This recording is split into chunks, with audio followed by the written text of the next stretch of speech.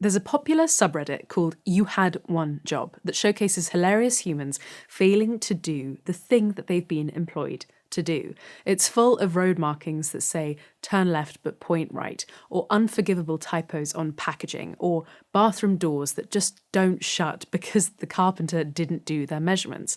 And I've been thinking about this a lot recently because when I'm asked what I do, I say musician, but the reality is I do about 15 different things. I'm a writer, a filmmaker, an editor, an accountant, a sales rep, a marketing manager, tech support, and customer service. Someone wrote to me recently saying that what I do and what I'm increasingly urging others to do, taking the totally independent path, just isn't possible for most people because creatives just want to be creatives and most creatives only want to be creatives. Here's the thing. I profoundly disagree with the perception that to be creative, you have to sacrifice any sort of competency with admin and vice versa, that being good at managing yourself makes you less of an artist. Labeling creatives as sensitive creatures who can't possibly be expected to answer emails or keep an eye on their bank balance or plot out tour dates or learn how to do basic video editing or just about any other task you have to do as part of managing your career, just treats adults like babies. And are you a helpless baby? The people in life who do best get their hands dirty and get involved. Make your own opportunities, make mistakes, learn. A label, major or otherwise, is simply not going to pluck you from complete obscurity and hand you fame on a platter. You will do media, meetings, emails, just like any business partnership. They will expect you to work with them. And if you'd be prepared to do it for them, why not do it for yourself? I also really don't like this distinction between creative and non-creative personalities.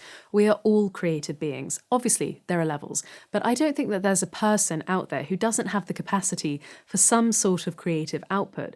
It often just comes down to opportunity, exposure, and luck. Opportunity could be music lessons or a helpful, encouraging teacher or finding an old, unused guitar in the attic. Exposure can be being made aware of the variety of creative opportunities life can offer or being exposed to a new type of music from a parent or friend. Luck. Yes, some people take to these tasks more than others. Some are higher functioning and can focus longer. I have to acknowledge that I've been lucky just to get to where I am at this level, and it's never helpful when highly successful people present their journey as an absolute blueprint that can be replicated by others. I could take running lessons from Usain Bolt and never beat his record. I could take music business lessons from Taylor Swift and never have her career. But many successful traits are learned skills, much like lifting weights in the gym. It can take time and discipline to develop them. I also think a big part of me just getting to this level is that I didn't know when to quit, mostly because I had no other plan of action. No one wanted to offer me a wonderful record deal, so I had to do it myself. And there's really no reality in the present day music industry where you can just lock yourself in the studio using your huge advance to record your Sgt. Pepper and not have to deal with anything else. When it comes to music, the good old days of just rocking up, plugging in, and playing are long gone, if they ever existed at all. There are so many stories in rock and roll biographies where the band, coming to from the haze of their years-long bender, realised that despite millions of sales, they're flat broke because their accountant or manager, the one they trusted to do everything else so that they could create, has run off with all their hard-earned money. Now, stealing is wrong. No one should steal from another person. But if you hand over all responsibility of your career to someone because you're only interested in writing songs or playing your instrument, guess what? You're more likely than not to get ripped off in some shape or form or not notice a huge mistake happening. And I have to remind myself of this every day. And frankly, the mythical manager or agent who will handle all your problems for you just doesn't exist.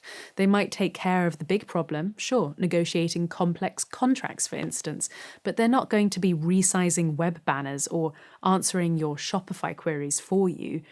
These days, you have to wear many hats. There's no option to say, I'm not interested in that. Get interested. Learn new skills. Take the reins of your career. You can outsource specific problems, of course, but you should always be thinking about whether you can do it yourself first. I don't want you to start employing a team before you can even afford them. If it's something as simple as building a website, editing a video, or uploading products to your online store, I'm afraid there's no time like the present to roll up your sleeves and learn something new. Instagram posts, YouTube videos, recorded songs with decent audio, the modern musician needs to be constantly working on a river of content to promote yourself. If you're a solo artist, put some coffee on because you probably have a big old to-do list. And if you're in a band, you might be able to share these tasks among yourselves depending on your strengths. But what do you do when Brian leaves the band? He took care of all the social media. Time to learn. So here's a challenge for you. What task have you been avoiding? What makes you wish most of all that you had an assistant to offload on? And I want you to work towards mastering it. Watch YouTube videos, read tutorials, practice. Most tasks are not as hard as you think. And let's dispel the tortured genius trope, shall we? There are plenty of very talented musicians who've also built business empires. Rihanna's Fenty brand made her a billionaire. Paramore's Hayley Williams has released her own line of hair dye, Good Dye Young. Bruce Dickinson from Iron Maiden has developed a range of Maiden-themed beers and ales, as well as a successful aviation business. Sammy Hagar from Van Halen built a tequila brand, Cabo Wabo, that sold for $100 million. Neil Young has been named as the co-inventor on 7 US patents related to model trains, works on clean energy transportation like hybrid cars, and even his own alternative to the MP3. Pono Music, a now defunct music download service that focused on uncompressed digital audio. Dexter Holland from The Offspring, as well as gaining a PhD in molecular biology, has sold over 1 million bottles of his hot sauce brand, Gringo Bandito. Jack White runs a very successful record label, publishing company, vinyl pressing plant, and even an upholstery business. I could go on. The lesson is, don't sell yourself short by putting yourself in a box. These examples are not just celebrities lending their image to promote a brand that they have little to do with.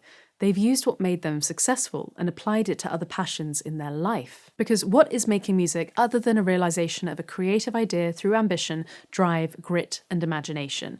And what's a successful business? That's right, a realization of a creative idea through ambition, drive, grit, and imagination.